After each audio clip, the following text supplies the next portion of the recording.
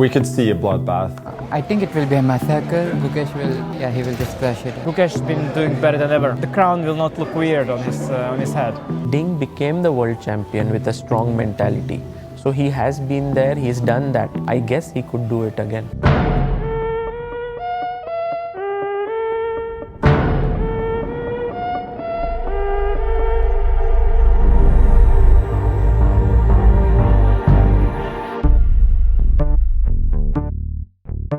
Dear chess friends, take a seat and get ready for the ultimate World Chess Championship prediction episode.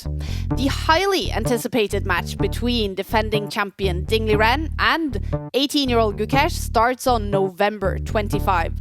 Who will take the first win? What will be the openings? Who will be the best dressed? You will hear predictions from Gotham Chess, Levy Rossman, and from world number 1, Magnus Carlsen, who has played 5 World Championship matches himself.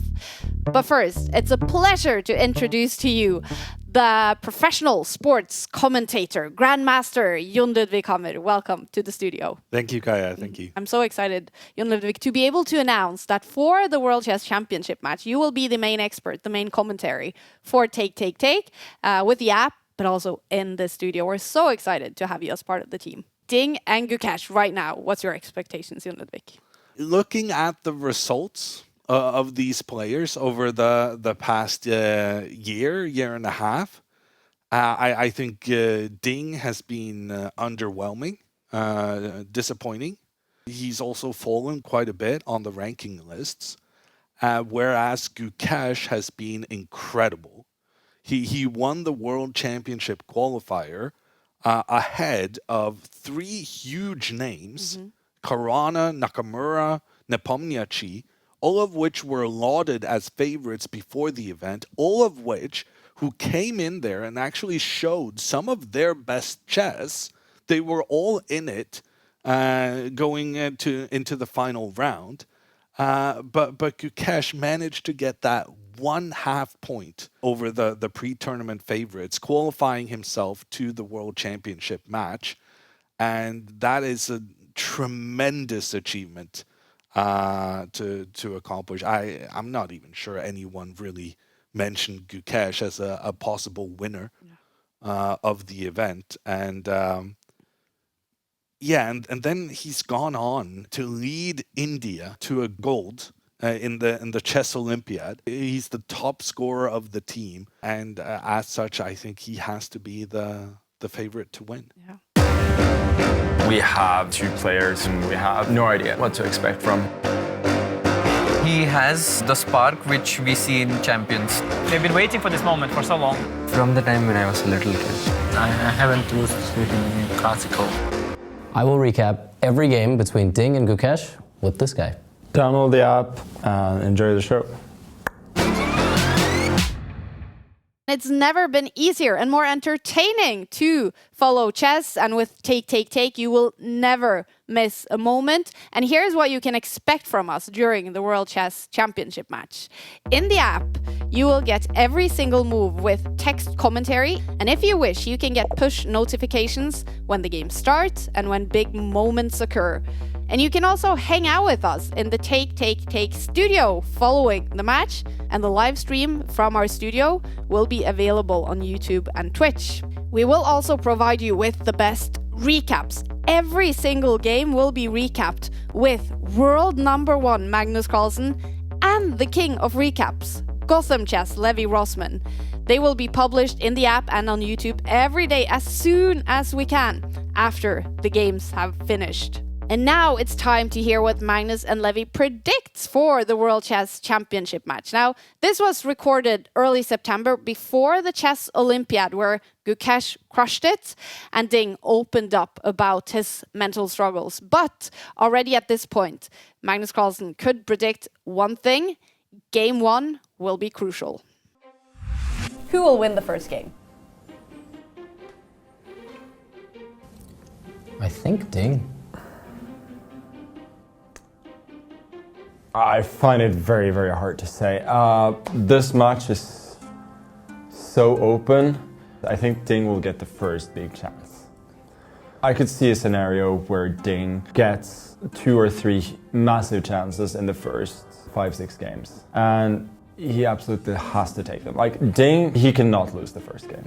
He managed to come back against Jan, but from what we've seen from Ding for the last at least 1.5 years, I don't think he'll come back from losing the first game. So I agree hesitantly that he's going to be the first person to win a game, but I am very uncertain.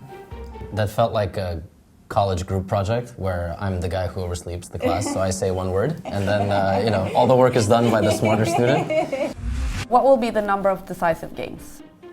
The only way there's going to be a low number of decisive games is that Ding gets chances and he keeps missing them. We could see a bloodbath. What I hope to see in that sense is what we had with Ding against Nepomniachtchi, where they just kept trading blows because they played really risky chess, sensing that the other one was vulnerable, and also neither of them could defend at all. Well, also this year they're incentivizing them to lose, or to win, I suppose. They're offering not just the split prize fund, but you make $200,000 for every game you win. We'll see if it has any impact on the match. Yeah, I think it will be a bit of a nervy match. Openings. What will Ding play?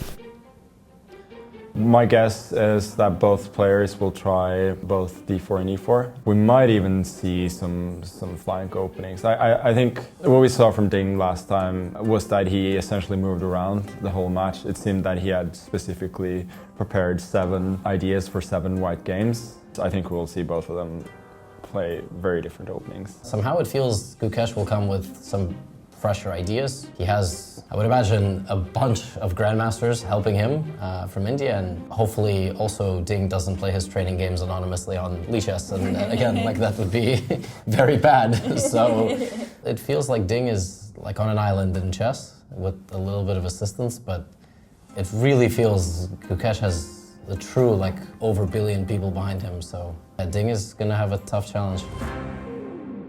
All right, Jon Ludvig, listening to Magnus and Levy, is there anything here you disagree with? And would you say anything has changed after the Olympiad with Gukesh on fire, Ding struggling, losing a game, not winning a single game? Gukesh was incredibly impressive in the Olympiad, but he's been impressive for some time now.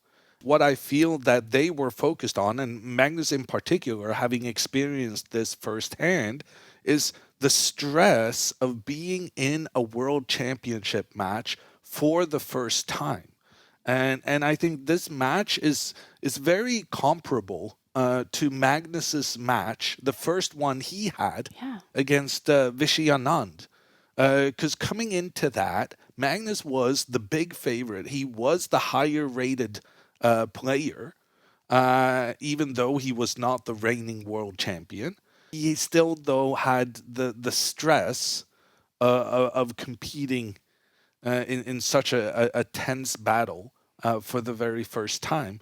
And I think in many ways, Magnus is just showcasing how nervous he was for that match when he puts so much emphasis on that to say that, he thinks Ding is going to have the chances the best chances to come out victorious first, because that cannot really be based on the level of play we have seen from these players over the past year. It has to be a way that Magnus kind of feels like, well, if I considering how stressed I was, which wasn't necessarily visible to the general public, right? So this is. Although we did see that losing of the pieces and the hand change. Yeah, and he actually, when he made his first move as black, he actually tripped the piece over. Which it's so easy to overanalyze that, right? But he knows that was actual nerves that made that happen. And those nerves are about to hit Gukesh. Yeah, there is also the chance that Gukesh will handle it better. There's the chance Gukesh will handle it worse. But I have to stick with my simple mind, which is the difference in the level they have showcased over the past year has been so vast that I don't think the stress of the match is going to be that big of a deal. I still think Gukesh will take it. Yep, big favorite. But there's also another factor, and Magnus and Levy discuss openings, which is a huge part of a World Chess Championship match. And with openings comes teams, the teams of seconds that these two players have. And it's fantastic to have you here, Jon Ludvig, because you have first-hand information about the job that the World Chess Championship teams does. For the 2013 match, you were actually a second to Magnus Carlsen. You helped him with his openings. You helped Magnus Carlsen become the World Chess Champion. Now, first of all, that must be such a proud moment for you. It was very exciting to be a part of. But I think my job was easier than most chess helpers, chess seconds, simply because we had such a good. It's like being an advertisement. If your product is good enough, then however you do the ad, it's probably going to work out pretty well. And Magnus he's so good. And so our job within Magnus's team was, I think, easier than the job for those helping out, Fabiano Caruana, Hikaru Nakamura, Jan Nepomniachtchi, not to mention the two guys we're going to see with Ding and Gukesh. Why is that? Because Magnus didn't depend on the openings to win games. He was just happy to get a position that was maybe equal, but where his opponent wasn't necessarily familiar with all of the ideas. He just wanted something unusual. He wanted his opponents to have to think for themselves, regardless of whether the position was advantageous for Magnus or not. Because he believed that in a battle of wits and minds, he would come out as the strongest player. Whereas at the level right below Magnus, the opening punch and being able to use that as a way of putting pressure on your opponent can be the one thing that turns the match in your favor. Yeah, I think Peter Heine, who's been the boss of Magnus's team since 2014, has said that the job for Magnus's team was never to win out of the opening. It was just to make sure Magnus wasn't lost out of the opening. And then if he was okay out of the opening, he would take care of the rest, basically. And having been through this yourself, having been in a team of seconds for a World Championship match, what is happening right now in Team Gukesh and Team Ding? What have they been doing? How long have they been working for? And what will happen during the match? They've been working for months. Really? But there's such a big difference between when you're kind of just laying the groundwork, getting an overview of what kind of positions do we want to go for, where do we think it's likely the opponent is going to try and attack us. Right now, they're in the phase where decisions have been made. They've decided we're going to go in this area and this area. We've generated a lot of ideas that we think have some merit, and now they're just sharpening their tools and they're just making sure that everything is just right, double checking all of the previous work. And it's also like when you feel the match coming closer, it brings a completely different intensity to the work you're doing. What Magnus often did was that he tried to have his pre-match camp in similar climate as where the match was going on. So when the match was in Chennai, we were in Oman. Singapore, of course, is warm jungle. Yeah. So they're probably at a camp in Indonesia or Malaysia or something like that. Well, somewhere secret, right? And that's something as well that I've learned with working with chess. Like the teams and seconds for the World Chess Championship matches is just something people speculate about. It's like, oh, I saw a picture of this person here or this player here? Is he in Team Gukesh? What's happening? And there's so much secrecy and so many people trying to investigate and find out who is in the teams. Why all the secrecy? I have an example from Magnus's first match in 2013, where we brought on Pavel Elyanov of Ukraine, and he was a big expert in the Caro-Kann defense. And Magnus wanted to use the Caro-Kann in his first black game, where he knocked over the pawn, and he played an unusual move for him. But it was a big success. Anand didn't play the most challenging variation in response, and Magnus managed an easy draw. And had Team Anand already known beforehand that Elyanov was part of our team, they could be like, ooh, Elyanov, he's pretty good in the Caro-Kann.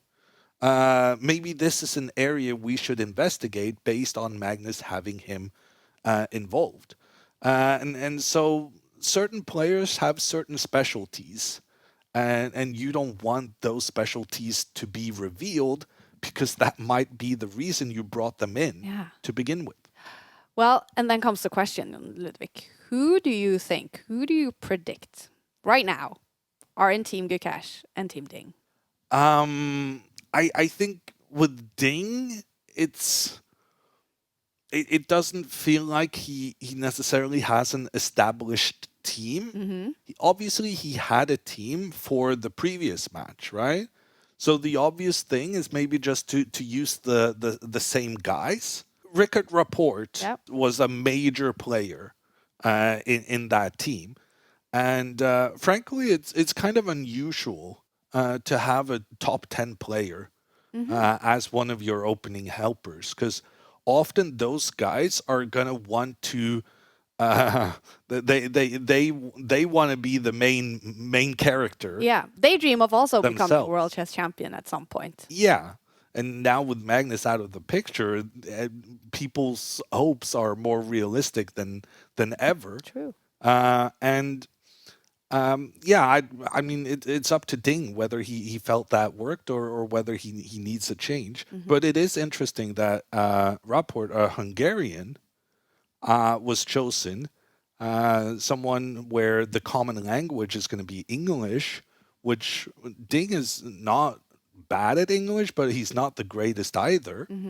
So that's interesting that he chose outside of China. And whether he continues in that vein. Yeah. For Gukesh, I believe his main helper is Grzegorz Gajewski of Poland. And that's an interesting story because Gajewski was the second of the Polish #1 player before Duda, who was Radek Wojtaszek. Yeah. And Wojtaszek was the second to Vishy Anand. Oh.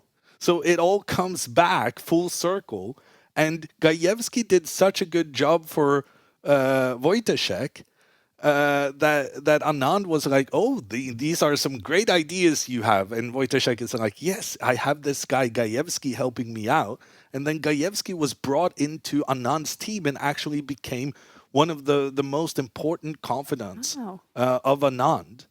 And now, you know, he moved on. Anand is not playing as much anymore. Gajewski still needs a job. And he's stuck with the Indian chess scene. There's so many talented Indians. There, for instance, Pragnananda, Erigaisi, and Gukesh. Yeah. And they are all tremendously good. They're all kind of different in their style. And how do you... How do you choose which one you want to work with?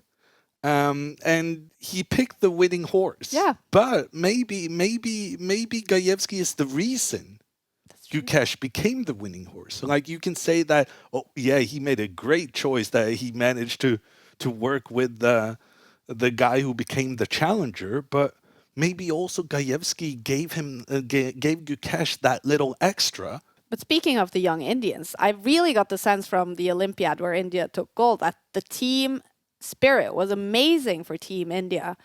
Do you think maybe those other young players are helping Gukesh. Ergaisi now world number 2, Vidit, Prague. Any chance? I think they could be, but it wouldn't be just out of the goodness of their hearts. Uh-huh. I think all of those players mentioned have realistic chances of becoming world champion themselves one day. And so you don't necessarily want to help your competitor then, but at the same time, you may feel like that there's a benefit to being involved in the high stakes of a world championship match before you yourself maybe end up as one of the players in the future. So I could see some of the Indians working together, even though they are kind of competitors as well as colleagues and teammates. But it would then be not just because they want to see Gukesh be the world champion, but because they feel that the experience from working in a world championship match will be valuable for them should they qualify in the future. Mm-hmm. Wow. Speculations, Jon Ludvig. And we're going to do a bunch of that during the World Chess Championship match, which starts on November 25. The whole world will be watching Ding and Gukesh. So naturally, it's important to also look good. Who will be the best dressed? I think it will be Gukesh, but that's just because his opponent for best dressed is Ding. Ooh, Gukesh. He's always wearing the suits. He's like walking around with his suit. You know, he has this this style. This is his style.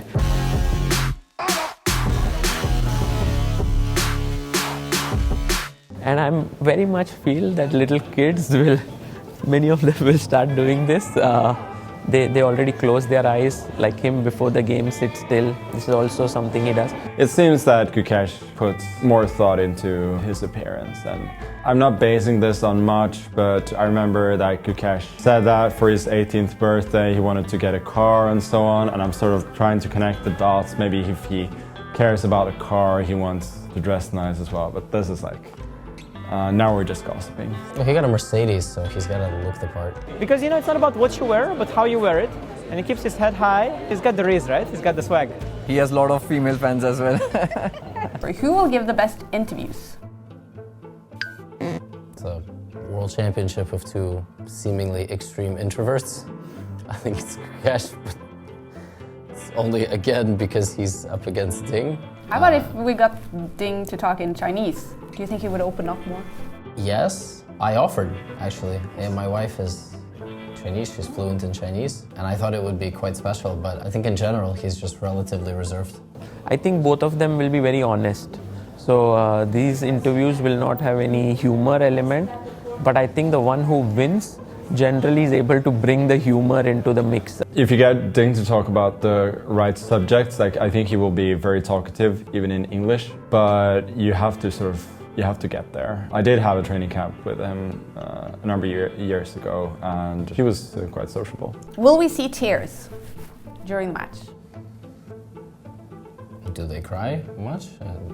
I don't know. Hopefully tears Have are you dry. ever made either of them cry? No. I don't know.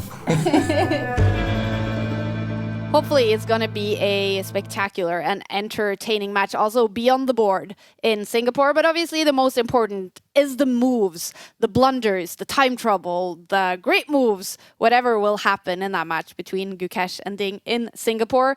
And in terms of excitement with these two styles, these two players, do you think we will have an entertaining match, Jon Ludvig? I think so. And I was really encouraged watching the previous World Championship match, how Ding played the French defense, which is quite uncommon at the top level, and considered a bit risky, as a matter of fact. And yet he used it against Nepomniachtchi and showcased his combativeness and his willingness to play unusual openings in order to maximize his own chances.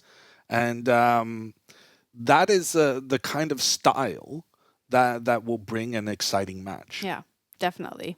It's a huge deal when a World Chess Championship match is happening. There are only 17 World Chess Champions in history. Gukesh can become number 18, and the whole chess world will anxiously be waiting to follow Game 1.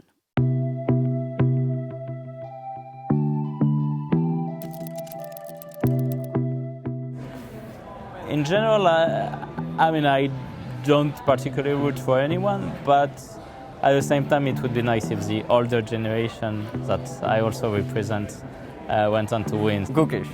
Well, I'm rooting for Ding. He's a long-time friend of mine, and he's around my age. He's a very nice human being. I was gonna root for Ding because I kind of feel like he's the underdog now, and I like rooting for the underdog, but I also think it would be really, really cool if Gukesh, at his age, became world champion.